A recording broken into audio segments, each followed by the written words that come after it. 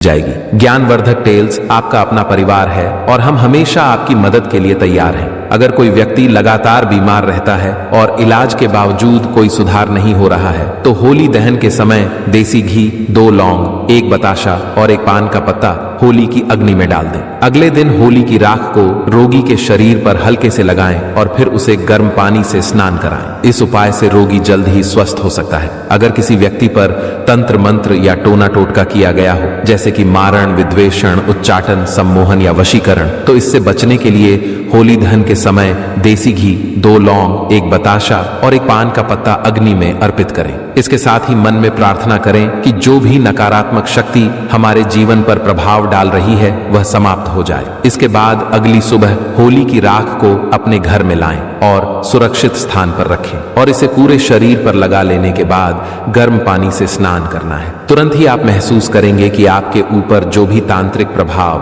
टोना टोटका, भूत प्रेत जैसी नकारात्मक शक्तियां थीं वे समाप्त हो गई हैं और आप स्वस्थ महसूस करेंगे। यदि किसी महिला का पति किसी दूसरी महिला के संपर्क में है तो होली पर उपरोक्त सामग्री, जैसा कि पहले बताया गया है, लेकर 7 बार जलती हुई होली की परिक्रमा करें। परिक्रमा करते समय गोमती चक्र को अपने पति का नाम लेते हुए आग में अर्पित करें। ऐसा करने से यदि पति किसी दूसरी महिला के प्रभाव में है तो वह जल्द ही उस संबंध को तोड़कर घर वापस आ जाएगा। अगर आपको लगता है कि किसी ने आपके ऊपर तांत्रिक प्रयोग करवा दिया है तो होली दहन के समय देसी घी, 2 लौंग, 1 बताशा, 1 पान का पत्ता और थोड़ी सी मिश्री को होली की जलती आग में अर्पित करें। अगले दिन होली की राख को चांदी के ताबीज में भरकर गले में धारण करें। इससे तांत्रिक प्रभाव निष्क्रिय हो जाएगा और किसी भी नकारात्मक ऊर्जा से सुरक्षा मिलेगी। अगर कोई व्यक्ति आपका उधार लिया हुआ धन वापस नहीं कर रहा है तो होली जलने वाले स्थान पर अनार की लकड़ी से उस व्यक्ति का नाम भोजपत्र पर लिखें। इसके बाद होलिका माता से प्रार्थना करें कि आपका धन शीघ्र वापस मिले। फिर उस नाम पर थोड़ा सा गुलाल छिड़कें और भोजपत्र को होली की आग में अर्पित कर दें। इस उपाय से आपका धन जल्द ही वापस मिलने की संभावना बढ़ जाती है।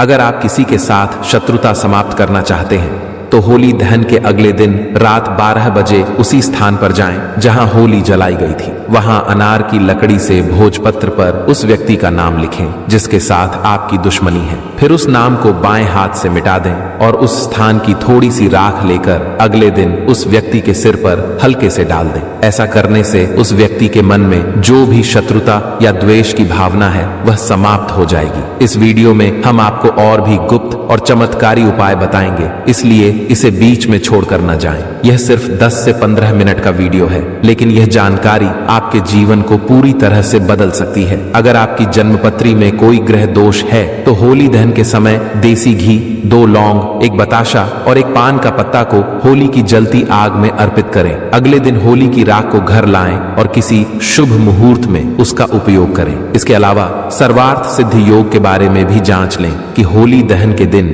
यह योग कब बन रहा है। होली के दहन की सुबह सर्वार्थ सिद्धि योग में होली की राख को शुद्ध करके बहते जल में प्रवाहित कर देना चाहिए। पहले प्रार्थना करें, फिर इसे शुद्ध जल में बहाएं। यदि आपकी जन्म पत्रिका में कोई ग्रह दोष है जो आपको नुकसान पहुंचा रहा है तो यह उपाय करने से उसका प्रभाव समाप्त हो जाएगा। यदि आपको राजकीय क्षेत्र में किसी प्रकार की बाधा आ रही है तो होलिका के फेरे उल्टी दिशा में लेने चाहिए। यह उपाय उन लोगों के लिए विशेष रूप से लाभकारी है जो राजनीति से जुड़े हुए हैं। पहले होली माता के सीधे फेरे लें और फिर उल्टे 7 फेरे पूरे करें। प्रत्येक फेरे के बाद मदार के पौधे की जड़ जलती हुई होली की अग्नि में डालें। यह उपाय करने से राजनीतिक या प्रशासनिक क्षेत्र में आ रही सारी बाधाएं समाप्त हो जाएंगी। वास्तु दोष से मुक्ति पाने के लिए होली दहन के अगले दिन सबसे पहले अपने इष्ट देव को गुलाल अर्पित करें। फिर अपने घर के ईशान कोण में पूजन कर गुलाल चढ़ाएं। साथ ही थोड़ी सी होली की राख लाकर ईशान कोण में रख सकते हैं।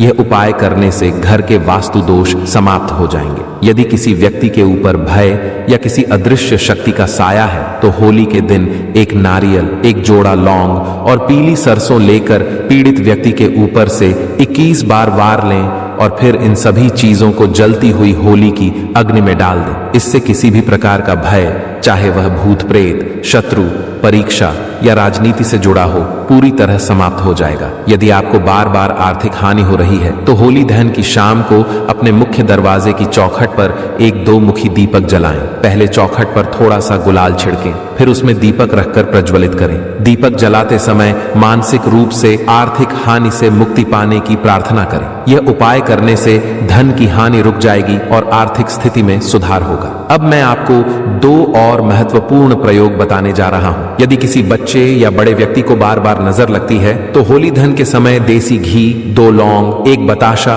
और 1 पान का पत्ता जलती हुई होली की अग्नि में अर्पित करें। इससे नजर दोष समाप्त हो जाएगा और व्यक्ति स्वस्थ रहेगा। और अगले दिन होली माता की प्रार्थना करने के बाद होली की राख लानी है और इसे तांबे या चांदी के ताबीज में भरकर गले में धारण कर लेना है। इसे धारण करते ही नजर दोष समाप्त हो जाएगा। कोई भी तांत्रिक कितना भी कोशिश कर ले, नजर नहीं लगेगी। एक अंतिम उपाय बताना चाहूंगा होली की राख का। ऐसा माना जाता है कि होली की राख को लाल कपड़े में बांधकर अगर आप अपने धन स्थान पर रखते हैं तो यह धन के अनावश्यक खर्च को रोकता है और धन की आवक को बढ़ाता है। यह चारों ओर से धन को आकर्षित करने का काम करता है। ऐसा भी कहा जाता है कि यदि रोजाना थोड़ी सी होली की राख का सेवन किया जाए तो कई प्रकार की बीमारियों से बचाव होता है। गंभीर रोग भी ठीक हो सकते हैं। यदि आप किसी महत्वपूर्ण कार्य के लिए जा रहे हैं और सफलता चाहते हैं तो होली की राख और सफेद चंदन मिलाकर तिलक लगाकर निकले। इससे कार्य में सफलता मिलने की संभावना बढ़ जाती है। अगर आप चाहते हैं कि लोग आपकी बात माने,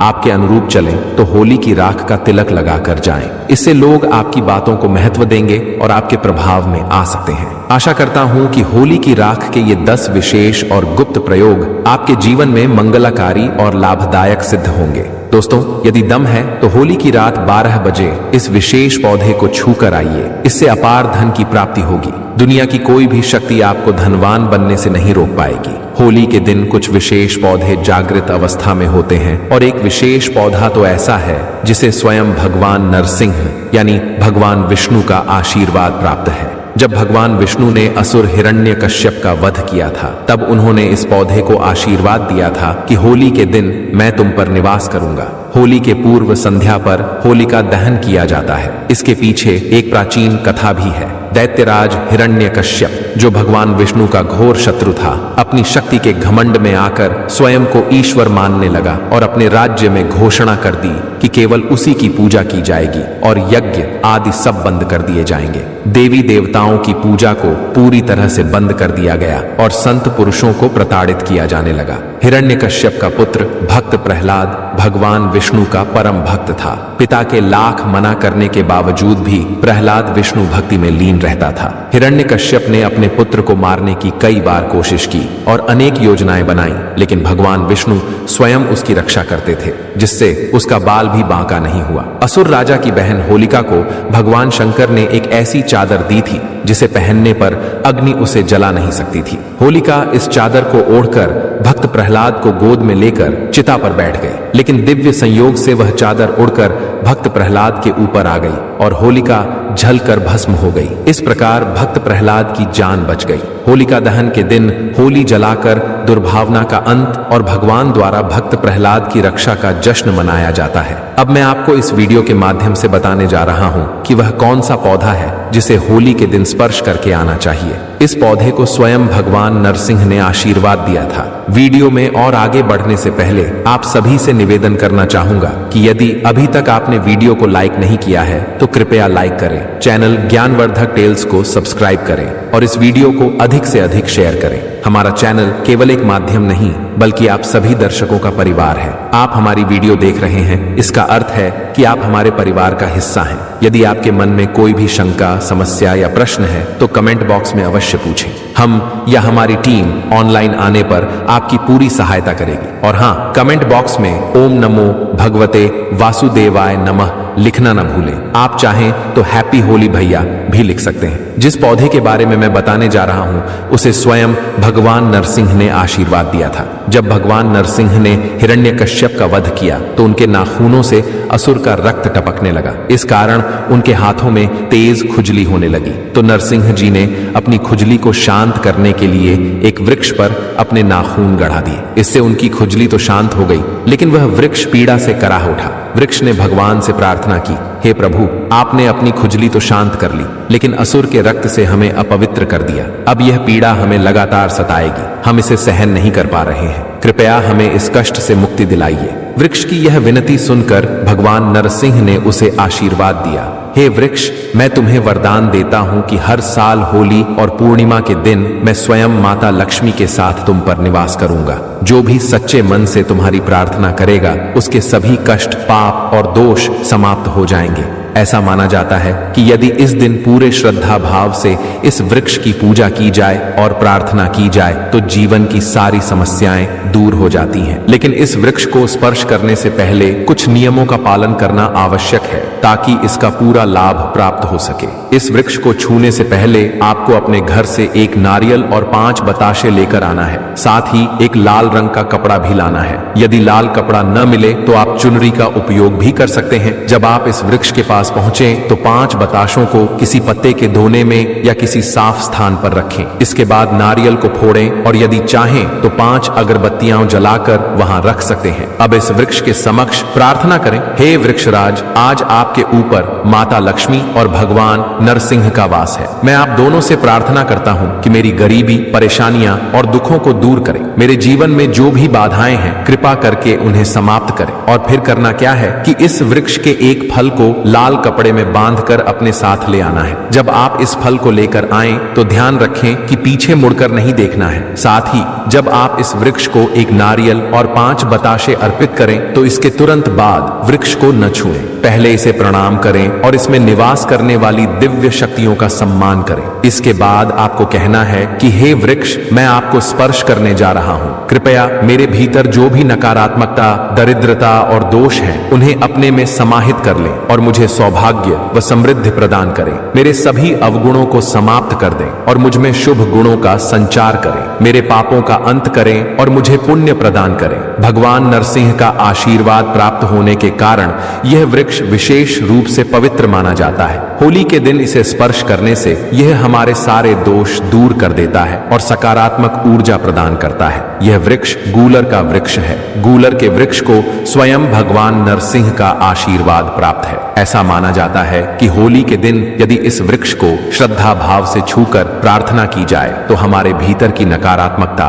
समाप्त हो जाती है, दरिद्रता दूर होती है और हमारे सभी कष्ट मिट जाते हैं। इसी के साथ इस वृक्ष के फल को लाल कपड़े में बांध कर लाना है, लेकिन यह उपाय रात 12 बजे के आसपास ही करना है। एक फल लेकर आना है और इसे बिना किसी को बताए अपने घर में उस स्थान पर रख देना है जहां धन रखा जाता है, जैसे तिजोरी या गल्ला। ऐसा करने से आर्थिक समृद्धि बढ़ती है और धन की बरकत बनी रहती है। लेकिन ध्यान रहे, इस उपाय को गुप्त रखना जरूरी है। जब भी कोई उपाय गोपनीय रखा जाता है तभी उसका पूर्ण लाभ प्राप्त होता है। जब किसी को ना बताएं, यहाँ तक कि अपनी पत्नी या बच्चों को भी नहीं। टोने टोटके और उपायों में विश्वास रखना जरूरी है, लेकिन उससे भी जरूरी है कि इन्हें गुप्त रखा जाए। जो व्यक्ति अपने उपायों को जितना अधिक गुप्त रखता है उसे उतना ही ज्यादा लाभ मिलता है। विश्वास सबसे महत्वपूर्ण होता है। अगर विश्वास है तो पत्थर में भी भगवान दिख सकते हैं और अगर विश्वास नहीं है तो साक्षात भगवान भी पत्थर के समान लगते हैं। तो दोस्तों, इस उपाय को जरूर अपनाएं। इससे आपके जीवन में सकारात्मक परिवर्तन आएगा। आपकी सभी मनोकामनाएं पूरी होंगी और गरीबी दूर होगी। वीडियो को अंत तक जरूर देखें।